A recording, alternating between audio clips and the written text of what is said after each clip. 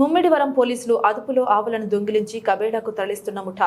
ముమ్మిడివరం మండలం కొత్తలంక గ్రామానికి చెందిన పెద్దిరెడ్డి సత్యబాబు తనకు చెందిన పుంగనూరు గిత్త మాయమవడంతో పోలీసులకు ఫిర్యాదు చేసి బంధువులతో కలిసి గాలింపు. ఈ క్రమంలో తాళ్లరేవు మండలం సుంకరపాలెం గ్రామంలో ఓ కబేడాలో తనకు చెందిన ఆవును గుర్తించిన సత్యబాబు పోలీసులకు సమాచారం. సంఘటనా స్థలానికి చేరుకున్న ముమ్మిడివరం పోలీసులు విచారించి ఆవును అమ్మిన మురమళ్లకు చెందిన బొడ్డు బుజ్జయ్య, అతని కుమారుడు బాబీ, ఆవును తరలించేందుకు సహకరించిన వ్యాను డ్రైవర్ ఆకుల రాజేష్ ను, కబేళ నిర్వాహకుడు షేక్ జొజ్జెల్లాలను అదుపులోకి తీసుకుని పుంగనూరు గిత్తను, వ్యాన్ను ముమ్మడివరం పోలీస్ స్టేషన్ కు తరలింపు. కేసు నమోదు, దోషులపై కఠిన చర్యలు తీసుకోవాలని బీజేపీ, విశ్వ హిందూ పరిషత్ నాయకులు డిమాండ్ చేశారు.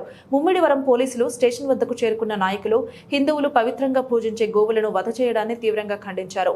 కాపులపాలెంలో అనధికార కబేళాపై ఇప్పటికే కోరంగి పోలీస్ స్టేషన్లో ఫిర్యాదు చేయడం జరిగిందని, ధనదాహంతో రహదారిపై తిరుగుతున్న సాలల్లో ఉన్న ఆవులు, ఆమోతులను దొంగిలించి కబేళాలకు తరలిస్తున్న వారిపై, కబేళాల నిర్వాహకులపై కఠిన చర్యలు తీసుకోవాలని డిమాండ్ చేశారు.